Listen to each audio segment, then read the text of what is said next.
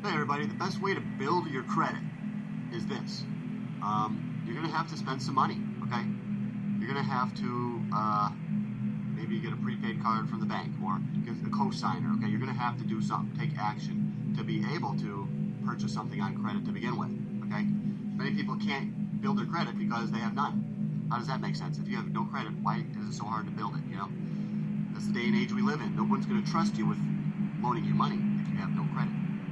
So yeah, you're going to have to probably get somebody to co-sign for you or go to your bank and get one of those prepaid credit cards that you back up with your own money and build your credit. And guys, when you buy something to build your credit, don't buy something that's useless, okay? Don't buy something just for entertainment. Maybe if you're going to school, maybe you could get a laptop, yeah.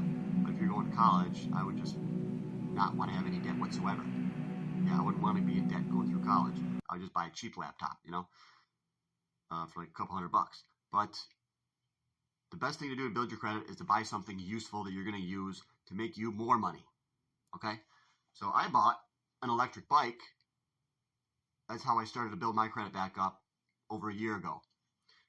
And my credit was like 400 or something, and it's only been like a year, and now my credit is over like 720. I bought an electric bike. Here's the battery pack. And it allows me to save money in gas. It allows me to get to my job.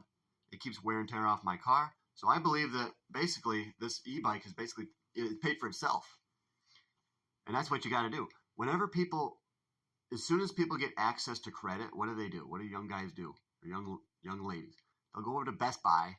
Guys will buy stereo systems. They'll buy stereo systems at Best Buy for their car on credit. They'll buy kicker subwoofers, you know. They'll buy big TVs. That's what I did. I used credit for buying a big TV. My first TV ever was a 46-inch Sony. It came with a PlayStation 3. Came with a PlayStation 3 for $1,000. And guess what, guys? I don't have that anymore. You know, use your credit to make a purchase on eBay for some silver. You can do that. You can. Yeah, you don't see many people doing that. You get your first credit card and you go buy some silver. But if you did this, that'd be the best thing in the world.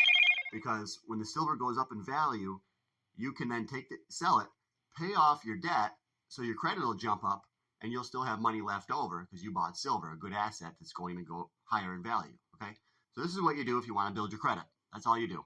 You don't buy useless items with your credit, and you have to, you know, you buy items that hold value or even increase in value. Okay, a lot of people. I've been in situations before where I've had to struggle in life a whole lot. You know, I was living in North Carolina. I didn't know what was going to happen if I was going to live on the streets. You know. So I was living off of credit cards, and I racked up $8,000 or $9,000 or $10,000 worth of credit card debt. And what I did was I settled on that debt. I called up the company and I said, "Hey, I ain't gonna pay this. I decided I ain't gonna pay." And then they said, "Okay, we'll send it to the collections or whatever." I was like, "All right, thank you."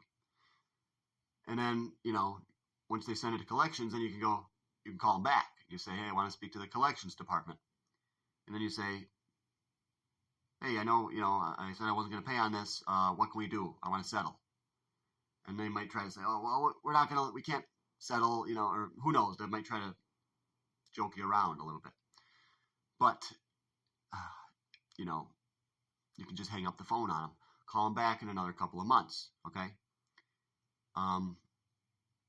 If you cancel that credit card, there won't be new interest on it, okay? If you cancel it and say, "I'm not paying on this anymore, I'm done," they're not going to keep adding more interest on. No. They will stop adding interest, send it to collections, and the debt will just sit there. And you will be allowed to settle on that debt. So let's say you owe $10,000, and you say, "Hey, I want to settle." See what they can do. They'll probably say, "Okay, if you owe $10,000, you want to settle, we'll take $7,000 right now, and we'll say it's free and clear." What you do there? You say, "No.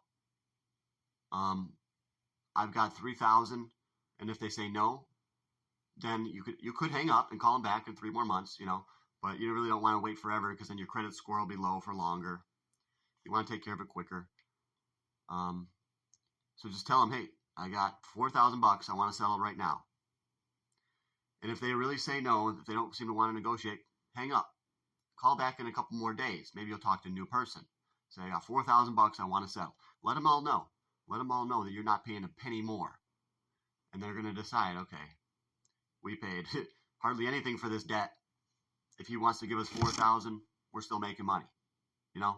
And they'll settle with you. But they obviously are going to want to get as much as they possibly can out of you. So just tell them, you know, I want to settle and I don't want to pay more than 40% of what I owe you. You could do that at 40%. That's doable. That's reasonable. They'll probably agree to that in time. They might not agree to it the first week. First time you suggest it, they might say, well, how about 6? Okay, guys? It's a negotiation, all right? And if you want to try to negotiate, well, don't use this as advice, but if you're not a good negotiator, you could have someone you know help you negotiate over the phone. You could even say, hey, I'm going to let you talk to this person because they're going to negotiate for me, and I'll be here to approve or disprove whatever they say, and I'll be here to say that I agree with what we're doing, you know. So have someone else negotiate for you, and let them know you're going to stay on the line with them, you know. So that's how you do it. Build your credit. Buy things that are useful. Don't buy things that are stupid, because that's going to, yeah, it'll build your credit, but you're going to stay in debt. You want to build your credit, but not keep accumulating massive amounts of debt in order to build it. They make you think you got to spend more money to keep building up your credit. Not really. You don't have to spend that much to build your credit. Just put, you know, your regular bills on your credit card and then pay it off each month with your regular income, you know. You don't even really need to buy anything. People will, as soon as they're able, they'll run out and go buy a car. That's the first thing people will do because they think I'm going to feel so amazing once I get that car, you know. The girls are going to like it or whatever.